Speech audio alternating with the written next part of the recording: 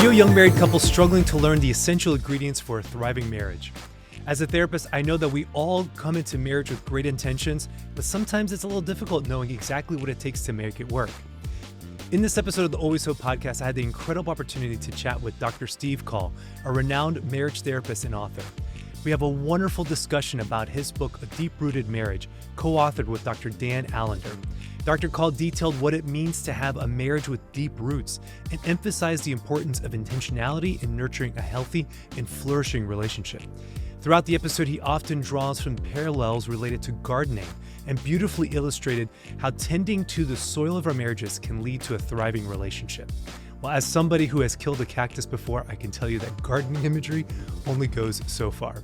But Dr. Call shared many fascinating insights from his book, including the significance of continuous growth, the courage it takes to be vulnerable in relationships, the need for play in marriage, and seeing conflict as a means for connection, not something that we often think about. Overall, this episode is a beautiful treasure trove of insights and an encouragement for anyone looking to cultivate a deep-rooted marriage. I sincerely hope that you enjoy it as much as I had recording it. So let's get into this conversation with Dr. Steve Call.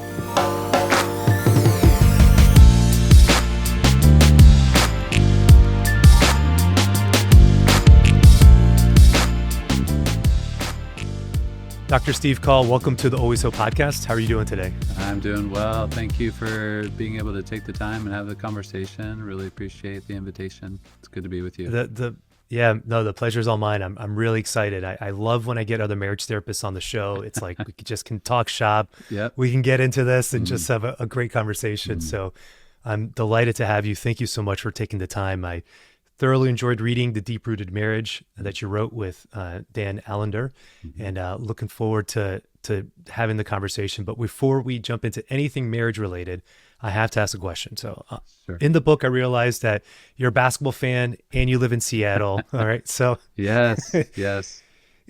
Where are we with the Oklahoma City Thunder? Or are we? It still pains me. It still pains me. Is there still trauma work that we need to do? Forgiveness work. What's happening? Why aren't we having a team come back? Could we say betrayal? I think we could say it was a betrayal. form of betrayal. Betrayal's the word. Yeah, It's there's betrayal a little trauma. betrayal trauma that we're still enduring. Those of us that loved having an NBA team. It's not enough to keep track or follow Portland. It's just not the same. No. Why would it be? Yeah, we're the No, Sonics. no. Yes. Yeah, I miss it. My son misses it. My daughter misses it. We long for those good days. So the Jack Sikma, Detlef Schrempf, back in the days. Sean Kemp.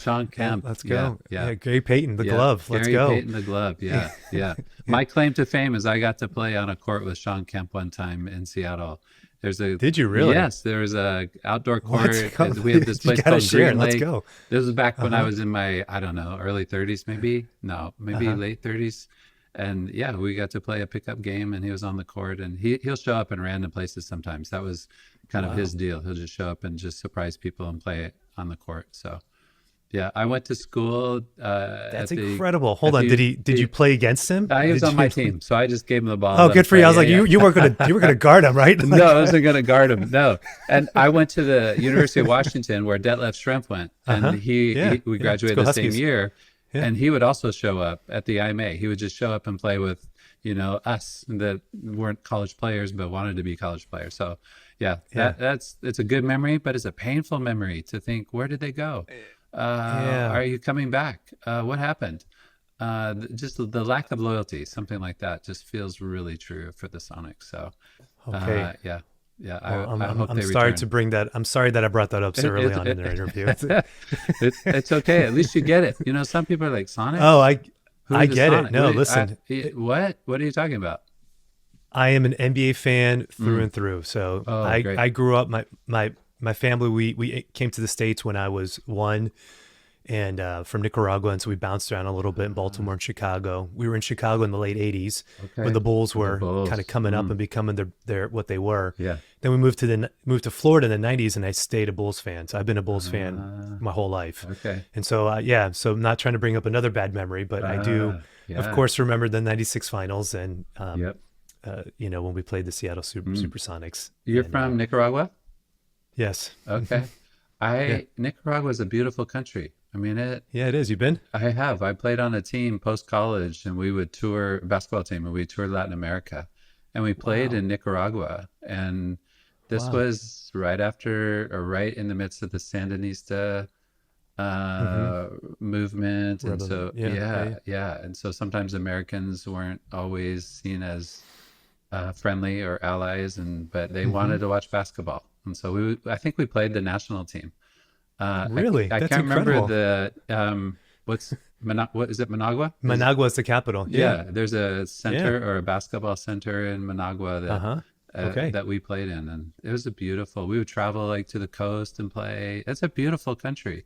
Yeah, It beautiful. Yeah. yeah, Absolutely. mm, Yeah. Proud of my yes, nation. yeah, And just of course we're hmm, still in the midst of some difficulties yes, politically, but yeah, but yeah, like you said, nature wise, it's a yeah, very, very beautiful country. gorgeous. Yeah, Yeah.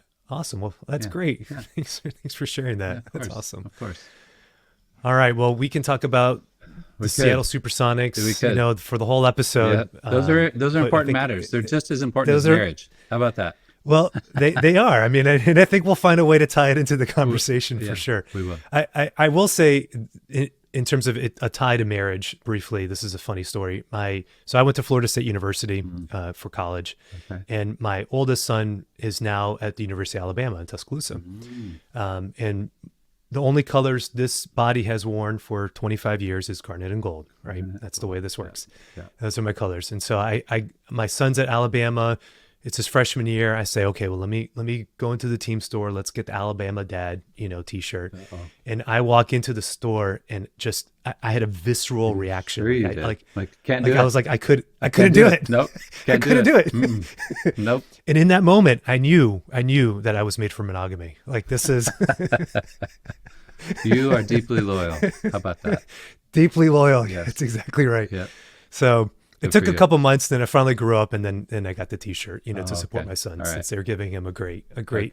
great amount of money, which we're grateful for. If you But set aside the loyalty just for a moment, you could do it. just for a Yeah. moment, Just for yeah, a I had a moment. moment of weakness. Yeah. You had to. You Give had it to to. him. Yeah. All right, but that's it. You get it. So I'm happy you get it. Another sports fan. I love it. So now we got a marriage therapist and another sports fan. Like Uh, this is great, Steve. it Like is. so good. Basketball. Well, there's nothing else that matters. Those two. I mean, of There's course. nothing else that Yeah. matters. I went to my first Bulls game in the United Center a few years back, and it was such a Mm, special moment. It wow. was awesome. Good for It you. was awesome. Good for Yeah, you. it's so good. So good. All right.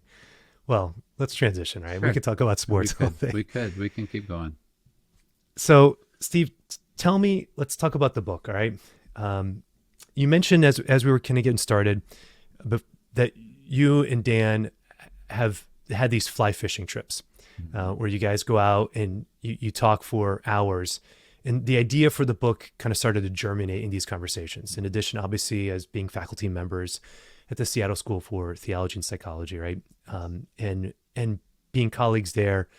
So where did the idea for this book kind of emerge from?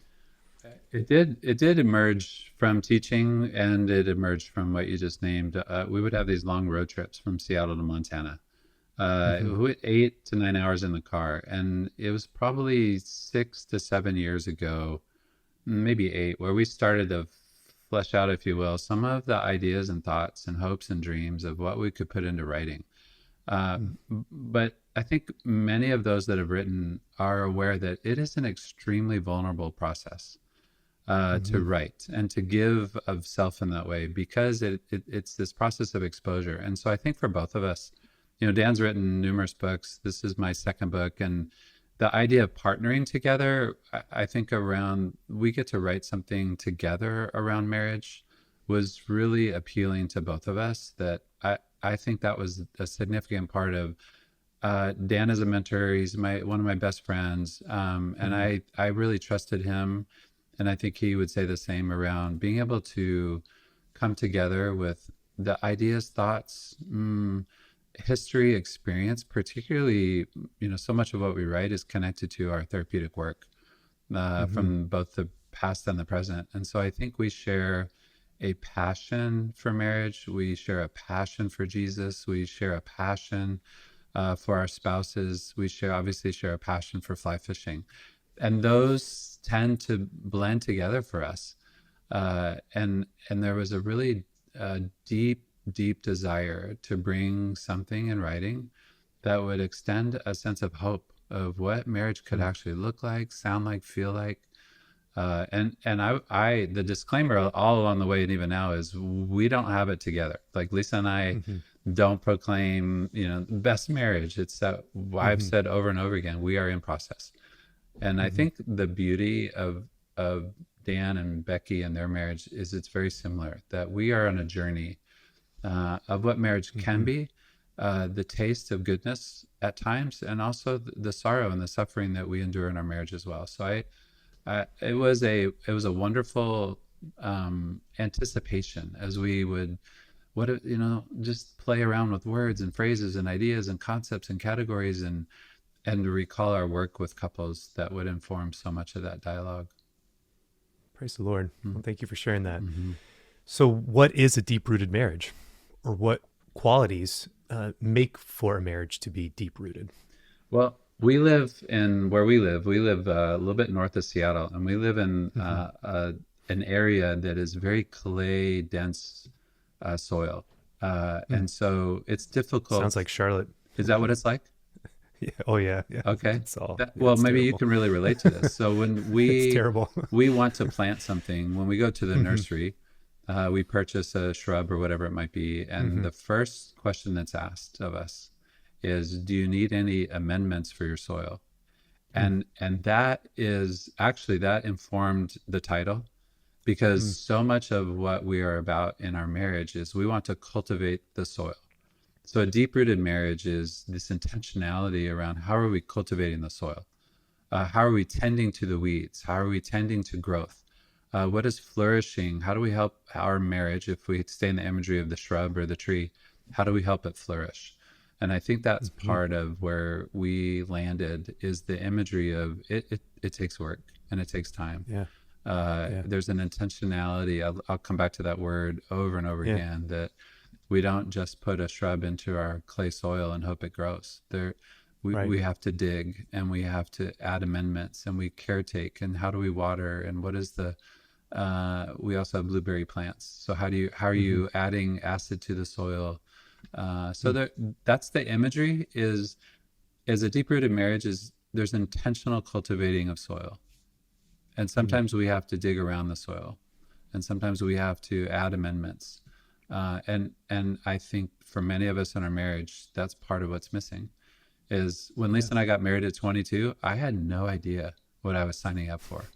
No one talked about how are we intentional about good care in our marriage. What does that look like? I thought it was a done deal. Oh, we said I do. All right, we're good to go. And over the 38 years now of marriage, it's a realization that this is a lifelong process of cultivating soil. This isn't just something we plant in the ground and hope it flourishes on its own. So I think that's how I would capture it. It has this invitation to water, invitation to the amendments, the invitation to what does it take for our marriage to flourish? And that's the imagery that we keep coming back to in the book. Well, as somebody who has killed a cactus before, gardening only goes so far. I don't know you could do that. You can kill a cactus? I didn't either. I'm happy I could be the first one you've met. So it's a very select club, and I'm very proud of it. Good for you. Yeah. So whatever the opposite of a green thumb is what I possess. Okay. Yeah, is mine. Yeah. So I guess we'll go with the black thumb to be macabre. But living in Charlotte, I'm like, all right, now that I gotta like take care of the yard and gotta put the lime out, because I gotta get the balance, the pH balance right in the soil so that the grass grows. I can't just throw seed out on it because of this clay. It's not gonna grow right. So these are all things that I'm learning. So you can teach an old dog new tricks here. And so I'm learning and saying, all right, now I know what I need to do. Good. In Louisiana, for the 10 years that we were there, everything grows. You'll be cutting the grass, and as I'm turning around, I can see the grass growing behind me. Behind you. Yeah, because of the heat, right? Because of the heat, because we're 6 feet underwater. Because it's the St. Augustine grass, which grows in everything. It's all of the above. You didn't have to do anything, and there's no need for. You didn't know how good you had it. I didn't. Yeah. Well, everybody in Louisiana will certainly let you know that it is paradise. Mm-hmm. So it is heaven on earth. Mm-hmm. um, so the image there of paying attention, being intentional to what cultivates a healthy marriage. What are the ingredients, as you've talked about, that a shrub needs to flourish? What are the ingredients that a tree needs to be able to flourish? All of that makes sense, of course. I'm thinking right now. There's a Christian song that I love. Audrey Assad. I don't know if you're familiar with her as Oh, an I love artist. Audrey Assad. Yeah, we have her Yeah, on our great. playlist often. Yeah, Oh, let's go. All yeah, right. yeah. Well, the song ought to be. Mm, She has a line that says, "Love planted deeply becomes what it ought to be," mm, and in the song, she's singing as a young married couple, mm-hmm. and recognizing that our love is not that sturdy oak tree yet. We haven't gotten to that point yet. But recognizing that there's things that we can do now in these early stages of our relationship, that if we can do that, then it can become what it ought to be. You know, it can become the blueberry bush that gives the great blueberries. It can become that oak tree that is sturdy and provides great shade. And it can be that grass that grows as it's supposed to, right? Like there's things that we can do that allow then our marriage to become what it ought to be. And I thought about that line as I was reading the book. Thoughts on that? Oh, it's a beautiful line. I mean, wow. I think it just reflects how much longing we have for our marriage, but also for our life to flourish. And there is something of time that helps allow growth to occur. And maybe for some that are married, you know, early in their marriage, there is this sense of let's hurry this along. Let's do something about this, which is a wonderful desire, and yet growth takes time. And I think that's at least from my standpoint, the posture that we hold toward the invitation of growth, our attitude toward growth, our kindness toward the growth, that it is a process. And again, for me, at least for Lisa and I, again, those early 20s when we were married, I had no idea what I signed up for. Right. I wish, and we wish, that there would have been somebody beside us that was not just mentoring, but offering that kind of wisdom, if you will, or just, you know, input around this. This is a lifelong process. And for many of us, especially early in marriage, again, we're not aware of the story that we're bringing from our past, meaning our family of origin story, our past, how that's being played out, or how that's being remembered, or how that's impacting our marriage. And that was another area that is the primary theme in what we write in the book is how are we being aware of some of the past and the way it's influencing and impacting some of the present. And again, I think for early stages of marriage, it's as if when we said I do, we're done with the past. It's over. Which is an idealized hope, but there are sometimes deep roots that are from our family of origin that we're also bringing into, you know, our early marriage and our early years together. And I think that's something that I want to be mindful of on behalf of people that we work with, but also for those that read and those that are listening, that this is a lifelong journey of even that cultivating, you know, the idea of love, that yes, it will grow over time, but how are we kind, intentional around that process together?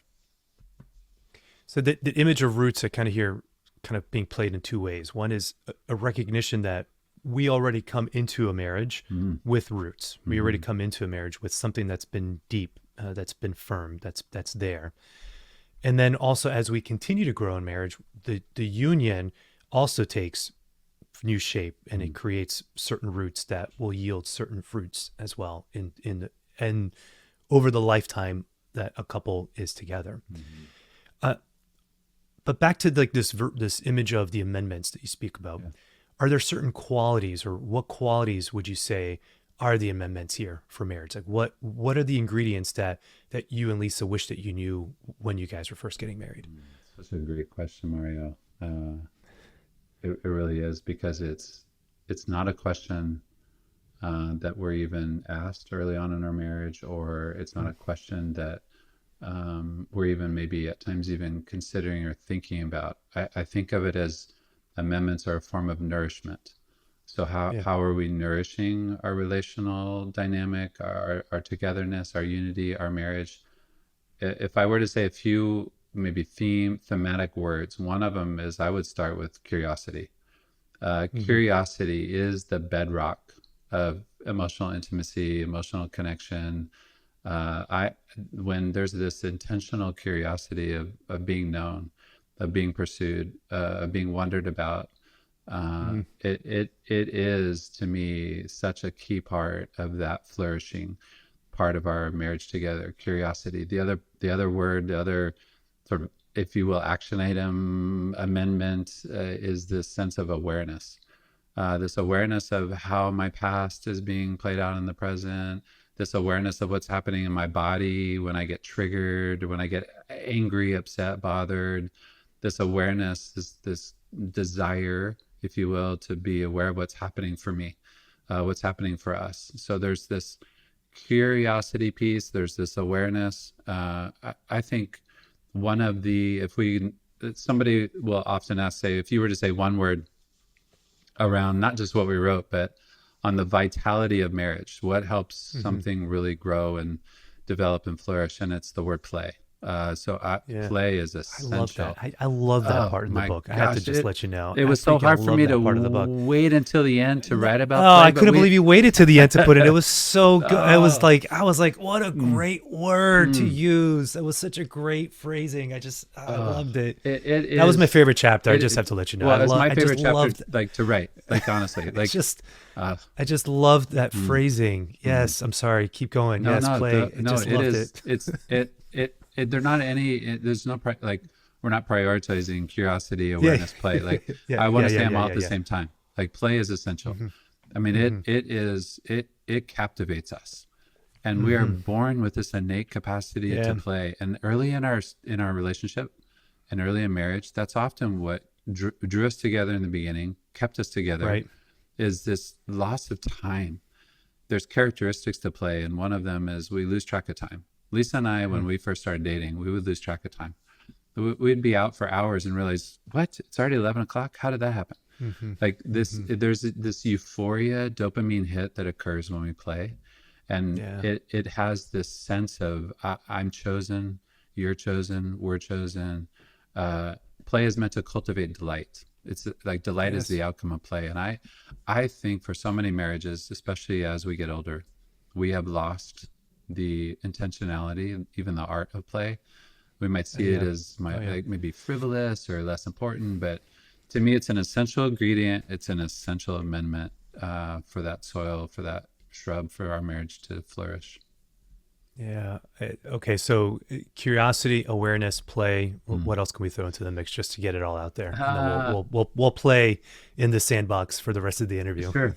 The other thing I would say is the idea of safety. How are we cultivating safety between us? Intimacy, not just sexually, emotionally, spiritually.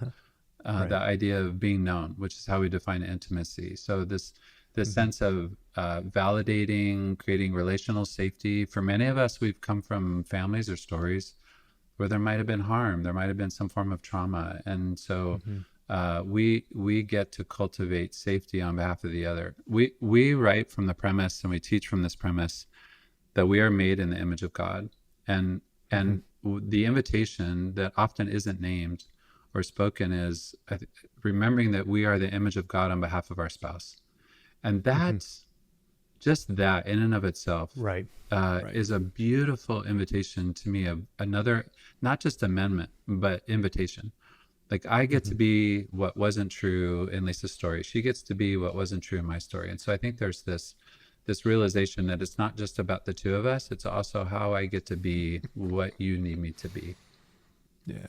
Yeah. Oh gosh. Okay. Here we go. Yeah. Here we go. Yeah. Where we only have 30 more minutes. How are we going? What do we get? Yeah. You're killing me. See what do I want to focus on? So much to choose from. So much to choose from. Oh my gosh. You seem like a discerning man, so you get to choose. Oh, I'm trying, Lord. I also have ADHD, so come Jesus, give me focus. Okay. Yeah. It's hard when you have lots of options.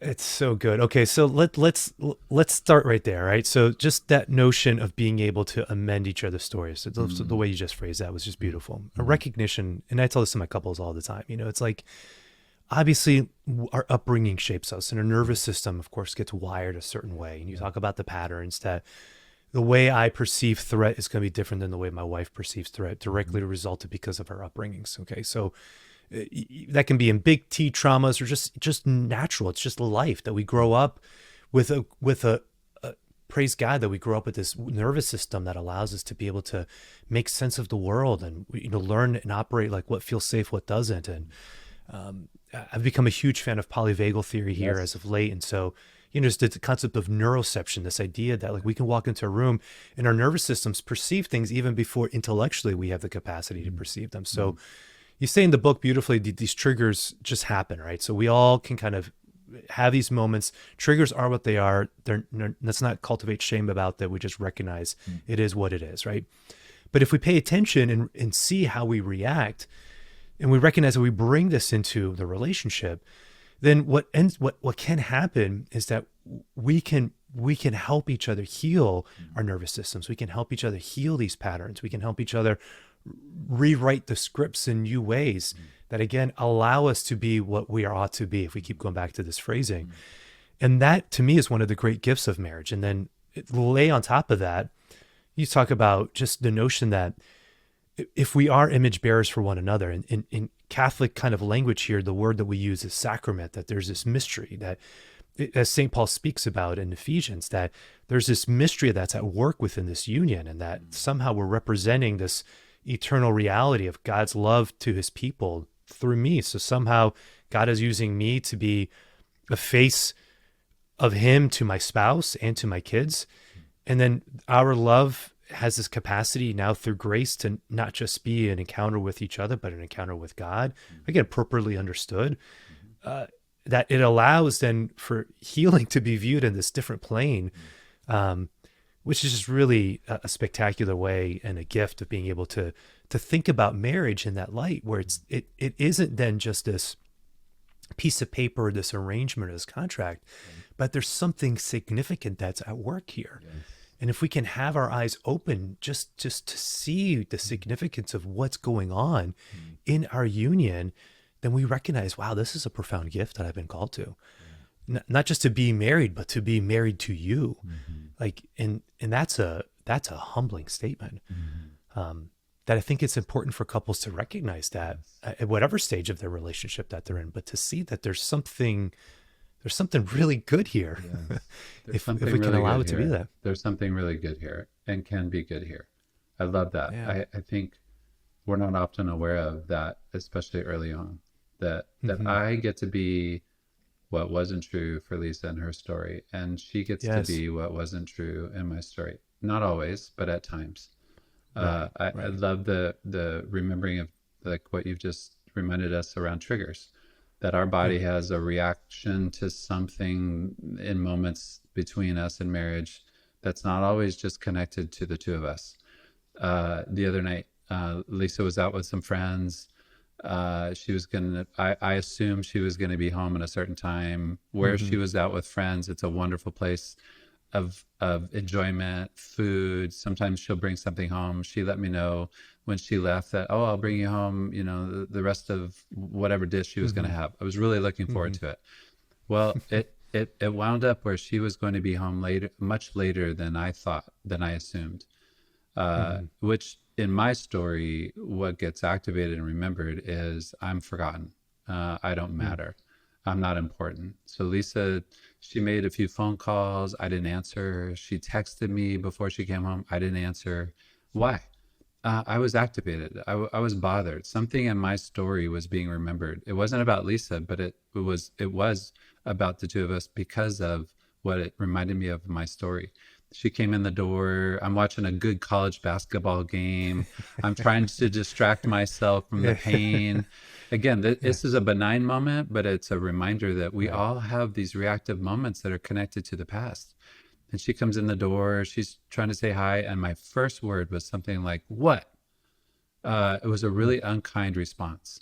But I was activated. I was triggered. There was something in remembering something that was familiar, of being not remembered, not important.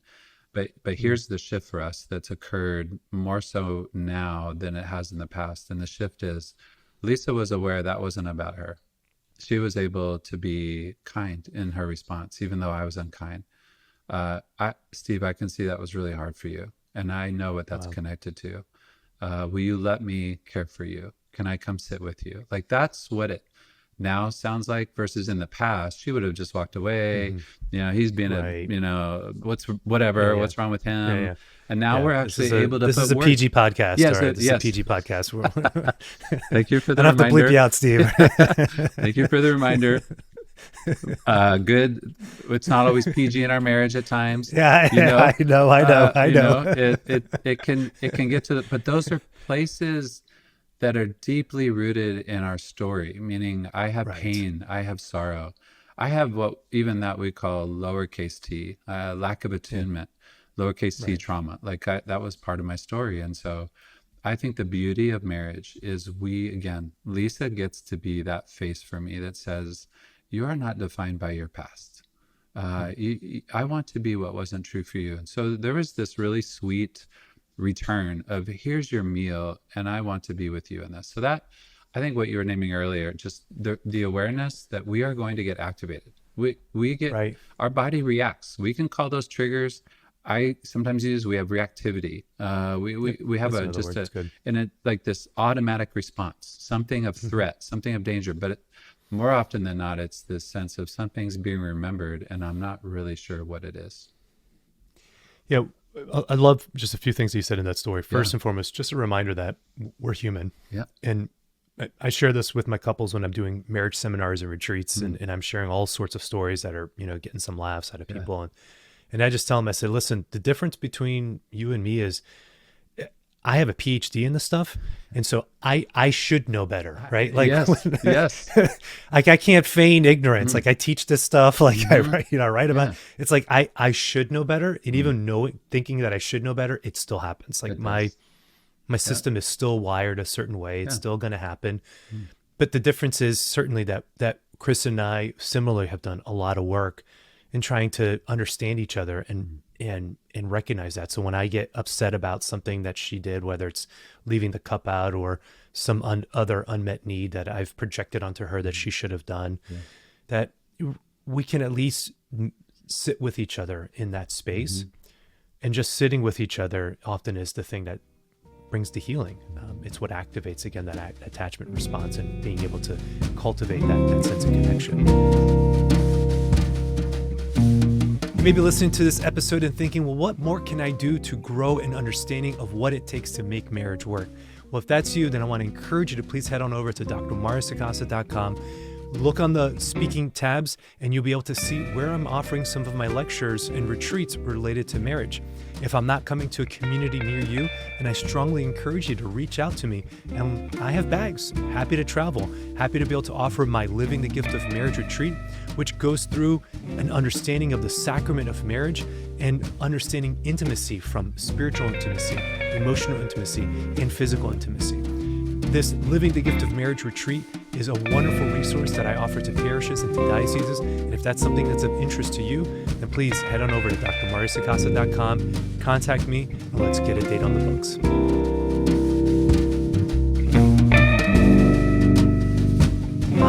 I think it's really important for people to recognize that. So early on in your relationship, you're going to have these moments, things that you don't even realize, right? I mean, there's only so much a marital and pre-marriage inventory can ask. Like, and then you start living your life and you're like, oh, you put the toilet paper that way. That's interesting, that's odd. Or it's odd. Exactly. Why do you fold the laundry like that? What's wrong with you? Or you think that, and what I find is that early on, those become the friction points. But then if we, as you indicated, if we can cultivate that sense of wonder and curiosity about our spouse, then we don't have to look at those moments as being combative. We can look at those moments of just recognizing that there's difference and that difference is okay. And that's really important for us to get to that place. And that takes a little time for couples to get to that. One final thing I'll share, just in this moment. When I'm working with couples, exactly what you said with Lisa, that's great advice, that she can see like what was happening and didn't take the bait, so to speak, and was able to sidestep it and speak to where your heart was. That's a high level skill, that we're encouraging couples to get to, is to say, listen, even when that reactivity happens, if you can see what's actually happening beyond that and not focus on the surface level, but can focus on what's happening underneath, then if we can speak to that and put your sights on that and respond to that pain, then that's where the difference, that's where the change is really going to happen within the communication and the relationship. Yeah, that I like that you're inviting us to be aware that sometimes what's happening in the moment isn't really about the moment. It's something at a deeper level or at a different level, and that has taken us years to get to a place, which is meant to be a reminder, a hopeful invitation that there's some intentionality for us over time together to say, I wonder what this is about. Can I be curious about my spouse's response to me? When Lisa does something that catches me off guard or shouldn't have happened, whatever it is there a willingness to have this posture of curiosity, of wondering, what is that connected to? What might that be about? I think those are simple but very profound ways that we can engage and move toward our spouse when we're caught off guard, when we're confused, when we're disoriented, and when it doesn't make sense. Also, the word that you used is such a helpful word, is difference. Most of our conflict, if not all, is around some form of difference. Different expectation, different belief, different idea, different opinion, different belief, different need. I mean, and so how are we moving toward difference? How are we honoring difference? When it doesn't make sense, when you said that or you reacted that way, is there a posture of wonderment? I think that that's why that was the first word I used, when you asked about amendments. It's a game changer. It really is. And the way that we engage one another is when something doesn't go the way I expect or hope, is there a part of me that can just pause for a moment and say, I wonder what that's about. I wonder what happened. Yeah. And that's why it's important, and you guys talk about this in the book also, that it's important for us to reconnect with why we got married and what the beginning of our story is. And that's just another exercise that I often start my sessions with. First session, before we get into all the other painful subjects, like, let's just talk about how you guys reconnected, how you guys connected, and how you guys met. And that's an important piece. And what I often end my first sessions with is, I'll tell them, well, I mean, the reason we do this is because I'm assuming that you two are good-natured people, you're good-hearted people, that you are smart, that there's a reason why you chose each other, despite the argument and the challenge that you're in right now. But we have to assume goodwill, and there was a reason why that happened. And so even in those little moments that you're speaking about, when there's defensiveness or somebody makes a comment, it's like before you like return the favor, if you could just kind of take a step and say, okay, what's going on? Like you said, who's this person? This is the love of my life. It's the person I care the most about.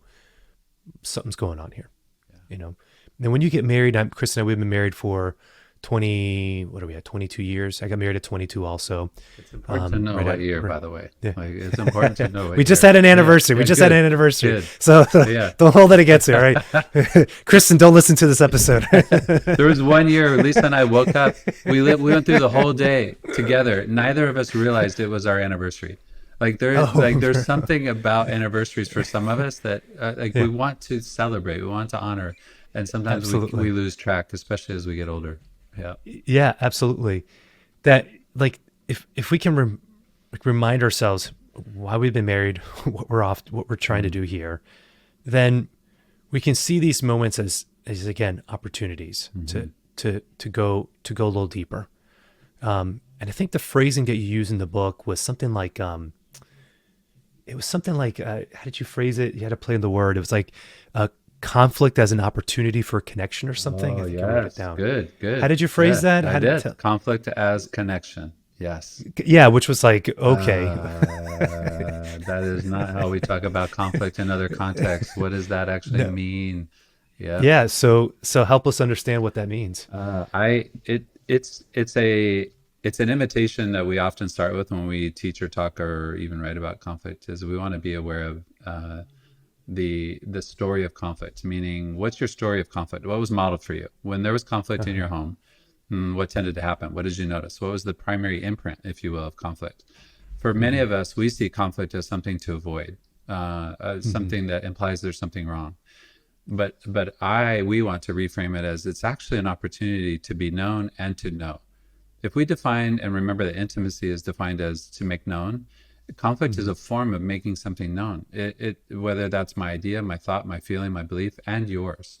And so it is meant to be a place of connection, an invitation to move toward. With this, again, posture of help me to understand what's going on for you. Help me to understand why that's important to you. Conflict, I mean, maybe you've experienced this. Sometimes we'll say, in the context of teaching or a class or a workshop or an intensive, we might say, hey, what do you imagine the goal of conflict? Well, for many of us, and maybe those who are listening, what's your immediate response? For many of us, it's to win. To win. Right. To convince the other that they're wrong. Like it's as if it's an opposition. And we're wanting to change the game literally of this is not about against, this is about for. This is for one another versus against one another. So what's your mission statement? What's your vision statement around conflict? And I would hope that there would be a movement in our marriages culturally around that conflict, even though it has been dangerous in the past for many of us, even though there was something to avoid. When my parents were, particularly my dad, when he was angry, when they had conflict, he would just leave. He would just walk out, leave the home, drive away, wouldn't engage. And so there's this avoidance. But for the one that has been left in the midst of conflict, it's almost unbearable. There's this extreme level of distress. It took me years to be aware of the distress Lisa would experience when I wouldn't engage. When I was hurt, bothered, frustrated, when we were in conflict, I would just leave. I wouldn't engage. And what happened over time is, again, the awareness of impact. So when I became aware for Lisa that was a significant part of her story, being left, not being responded to, not being attuned to, it activated and invited me to have a different response in conflict. And so I've been working, again, in process, to turn toward Lisa in moments of conflict, that this is not against me. Our conflict is meant to cultivate understanding. It's not about resolve. I mean, you probably know that in the marriage work that we do, that it's not about resolution. John Gottman writes a lot about resolution. 70% of our conflict is unresolvable. Which blows people's minds. It does. When you throw that stat out. It does, because we're working all this emotional energy to try to resolve. So what is the goal then? And I think the goal, as we invite our readers and listeners really into this place of understanding, it really is. So go ahead. I'm sorry to interrupt you. This reframe of, you brought up Gottman, so I was thinking like this reframe of thinking of conflict as connection. Yes. How does that connect to Gottman's thinking of failed repair attempts? Failed repair attempts are with an agenda often, meaning that the repair that we're seeking is for whose sake? So sometimes the failed repair is because we have an agenda associated with the repair. That sometimes, again, inviting couples to be aware of what is repair. Well, repair is often a response to rupture. We have this idea, rupture and repair. Rupture, something torn, something broken. So what's the goal? What's the hope? What does repair look like? Can that be a collaborative? Cannot say that word enough. Collaborative. Repair is meant to be collaborative. It's this idea that we're working towards repair collectively, collaboratively, that I'm not deciding. I don't get to decide. When Lisa and I are working toward repair, I don't get to decide what repair actually looks like. So not going into a conversation then with an agenda, with like, this is a specific outcome that needs to happen. Yeah, isn't that fascinating? Because most of us, when we return to something of difficulty, we're often highlighting the failure of the other. We are preoccupied with how the other ought to be, should be, could be, as a way, I think, to cope with our own failure, as a way to cope with our own shame, if you will. That when I become preoccupied by Lisa's failure and I have an agenda, it is usually connected to my own, to something about me is less than. There's something, shame's getting felt, experienced, remembered. And so, I think sometimes when I have an agenda that says, this is how you ought to be, this is what needs to happen, this is what you should have done different, what's the opposite of curiosity? There's just a closed posture. Yeah, you've figured him out, or whatever it is. There's no wonder. There's nothing left to explore. Which none of us enjoy or appreciate being on the other side of. Yeah, that's for sure. When something That's is for darn decided sure. by Lisa about Yeah, me, about yeah. what I'm thinking, what I'm feeling, or how I ought to be different, there's an incredible amount of resistance. So if we look at conflict, then what a great reframe. Mm. Okay, if we look at conflict as just opportunities, we recognize, all right, Yes. again, like how do we even get there? Well, we have to acknowledge that we've made a commitment. There's reasons why we made this commitment. There's reasons why we get triggered or activated the way that we do. If we can approach these moments from that disposition, and also the third piece you've been talking about, this togetherness, this sense that we're a team, we're facing the world, we're together in this, then we can look at these moments through that lens of togetherness and say, all right, well, something's happening here. It's not just that you're an idiot. It's not just that you're selfish. It's not just that you're X, Y, or Z, or whatever label, but that there's something that happened in this moment.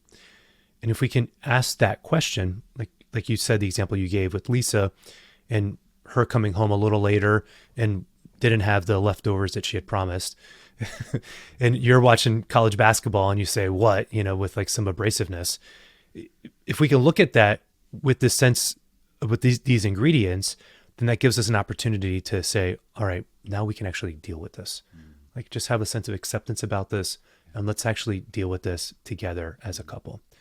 Which makes me think of like what Sue Johnson speaks about in her work with emotionally focused couples therapy, that often the demon dialogue is the enemy, the dance that we fall into. It's an algorithm. Like I know the words, you know the words, like we're going to fall into this thing.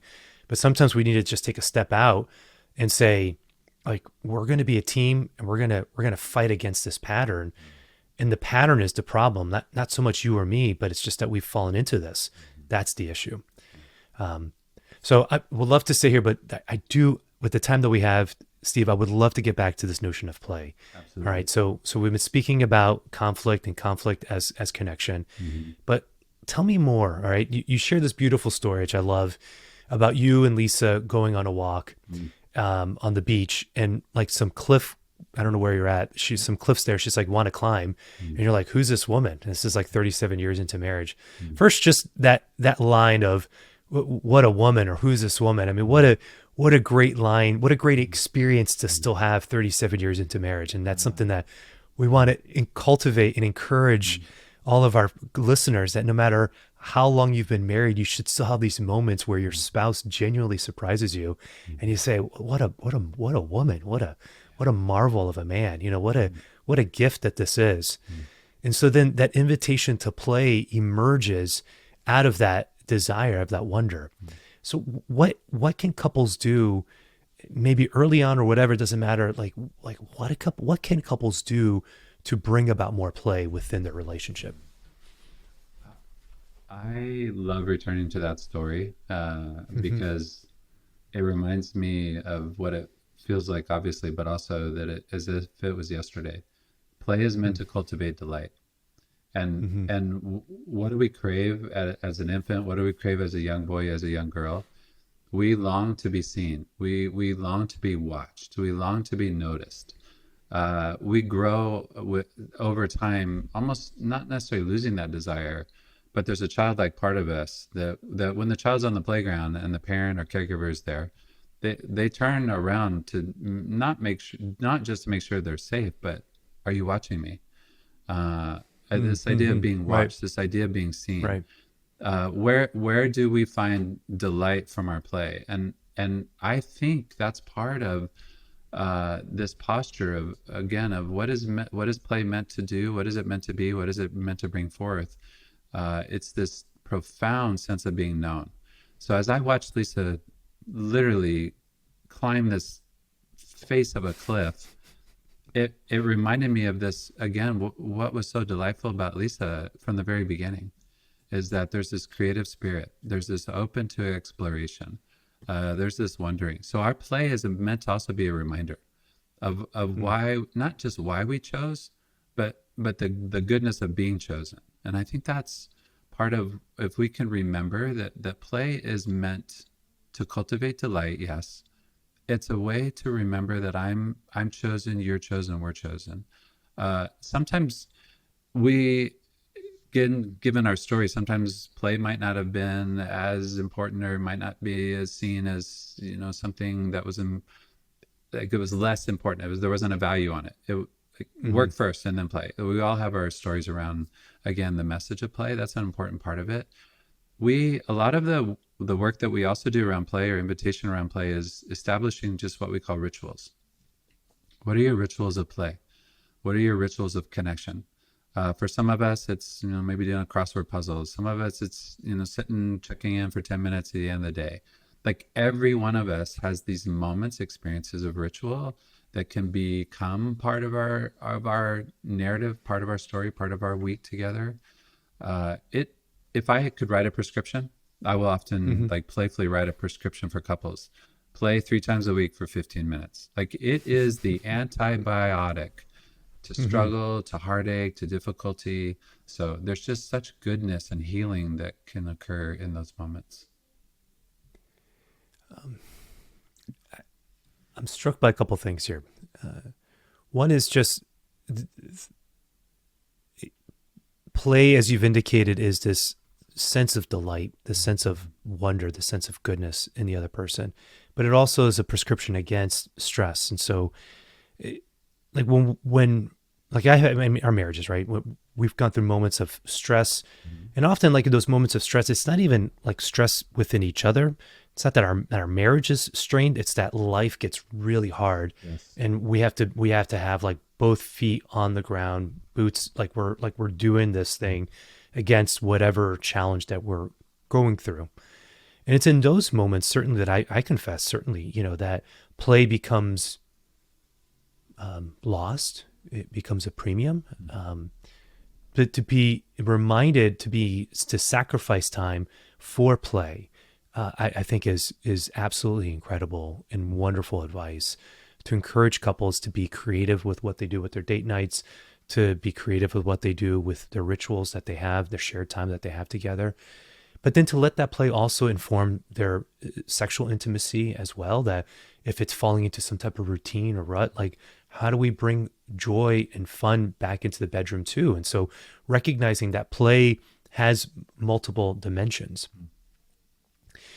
The one question I do have, though, is when does play, like, when is it appropriate, I guess, in the sense that I can see that maybe if there's a couple that's in really intense time with each other, like, how do you thread the needle with saying play should be incorporated to help alleviate the stress, but to not be like a full-hearted, is that the right word, or like foolish, or like being like, in Spanish we would say un payaso, like a clown, like somebody who's just like making jokes just for the sake of making jokes and being in not so much that the joke's inappropriate, but the timing of it's inappropriate. Am I making sense here? Yeah. Like, help me thread the needle on that. Help me make sense of that. Is sometimes when we talk about play, are we using play to avoid? I think that's also what you're naming. Sometimes, that's it. Yep, that's it. Are we using play to avoid dialogue, conversation, working through something? I don't think of it as avoidance. I think of it as like literally giving space. Play reminds us that it's a sacrifice. That it can feel like a sacrifice. We're giving up something or someone else, and that's the goodness of play, though. It's sending the message to the other and to self: you matter, I matter, we matter. Some of us take vitamins, some of us take things that help our body. We can choose not to.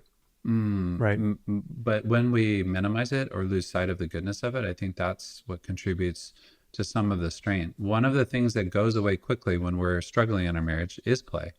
And again, we're not talking about play like just the idea of everyday, imagery of play. Play is in rituals. Play is in just this intentional moment or two, whatever you decide as a couple, where there's no logistics, there's nothing that we're trying to figure out or accomplish. That's actually how we define play. One of the elements of play is there's no agenda. It's not outcome oriented. And so the idea of just face to face, whether that's a screen, whether that's a walk, whatever it might be, it's not used to avoid, I think, is what you're asking and inviting listeners to be aware of. But it's another form of nourishment that we can utilize as in terms of what we need in our marriage. Got it. Yeah, because if it is used just to avoid or diminish or to escape or not talk about the thing that needs to be talked about, then it becomes counterproductive. Yes. Yeah. But if it's used as a kicked in. Yes. Yeah, that's right. Yeah, because then we start learning and we recognize then that every invitation to play just becomes an avoidance. Right. Then it becomes then that becomes a new pattern, and that makes then play to be seen from a healthy perspective and not just from a place of suspicion. We're pretty smart as people. Like we figure things out, we you know? Yeah. Like we can. It's like we can. So if we can rewrite that script and see it from the place that you're speaking about, which is an invitation for connection, no agenda, open-ended, like we're just going to go on a walk just for the sake of going on the walk. We're going to drink a cup of coffee just for the sake of it. We're going to find a new coffee shop. We're going to go on a hike. Let's explore a new mountain together. Whatever that is, like let's go still have these little mini adventures. They don't have to be grand sweeping things, but just little gestures that we can do on a regular basis and let that be part of our relationship is really a tremendous invitation. It is a tremendous invitation. I mean, when we are on the other side of being invited to play, it is one of those most delightful experiences ever. Years ago, decades ago, when kids would actually go to the neighbor's house and knock on the door and say, "Hey, can Johnny come out and play?" Like there is such delight in being pursued. There is such goodness. So when we invite our spouse to play, when we make that bid, it is one of the most, I just say honoring, intimate, joyful things that we can experience when we offer that bid. When somebody knocks on our door and says, "Come out and play," it is just rich. It has this just wonderful feeling in our body when that happens. Yeah, I love it. I still get to experience that. So we live in a good neighborhood, and my youngest son, who's 10, he has good friends in the neighborhood, and they'll come knock on the door and they're like, "Can Jude come out and play?" And I love it. I love it. I love it. I love it. It's just great. And I'll say for us, so part of the reason that we moved to North Carolina is we wanted to get back to a place where there was a little bit more outdoors and adventure. Again, we loved our time in Louisiana, grateful for our 10 years, had a great community, great friends, but Louisiana is short on mountains. In case you didn't know that, it's newsflash. Let's let the listener know. Yeah, and that for Kristen and I was something that was always just an integral part of our relationship. And so our oldest graduated from high school. We had a hard conversation about like, okay, like, is this like, are we doing this? We've been talking about getting back to the Carolinas. I did my master's degree up here. Like, are we doing this? We're like, yeah, we're doing this. Okay, so we did it. You know, for there are a whole host of reasons why we made the decision, but that's one piece of it.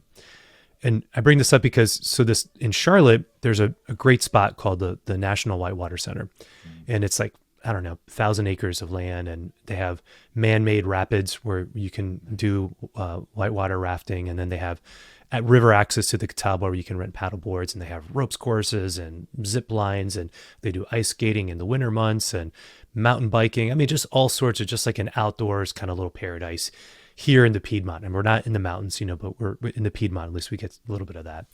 So for Christmas, just recently, we got everybody annual passes, and we got it for the boys so that we can take them. But part of it is also, Chris and I, we were like, we want this too for us so that we can sneak away and have some creative dates that we can go mountain biking together or zip lining together or just walking or whatever that we want to do.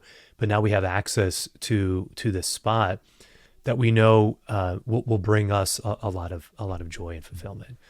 So good. So, yeah, this is a wonderful picture of, again, the ritual. Like, are we intentional about this ritual of play? And we are going to be. So it speaks volumes of your desire. That's it. Yeah. Are we gonna do something about it? I mean, like, it's like intentionality means that, we're actually gonna do something. Like, we're gonna make this a priority, and we're gonna say, we need to sacrifice whatever resources and funds, and this is going to be an investment on our relationship, and we're doing this. And so, again, just encouraging couples to really kind of think through what those things are for them. So. Well, Steve, this has been great. Thank you. This has been a wonderful, wonderful time. And I know we could keep talking for another hour. So want to honor your time and your schedule as well. But if people have been listening and have been interested and want to learn more about the work that you do, what's the best way that they can find out more? Well, thanks for the conversation, Mario. It's been wonderful to sit with you and be with you. The best resource is our website. It's called the Reconnect Institute.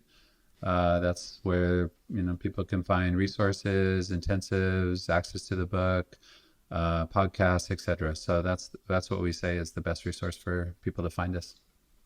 Wonderful. Well, we'll have links to that in the show notes to make it easy for people to be able to access that.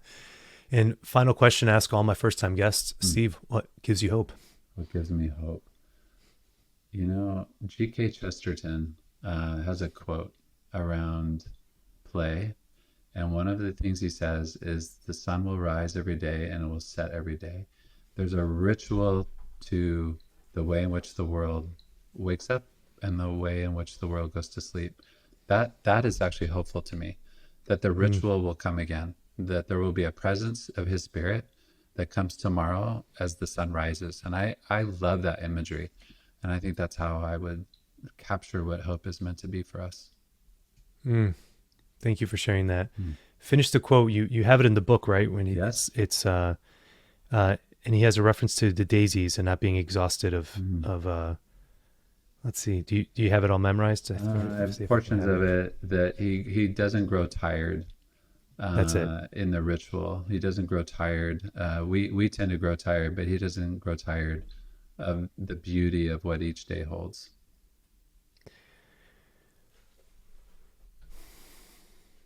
Just sit with that.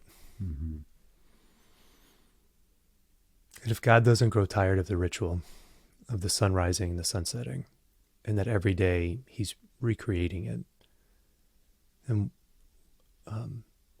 what an invitation for us to not grow weary, and to not overlook what he has before us in this moment. The light is right around the corner.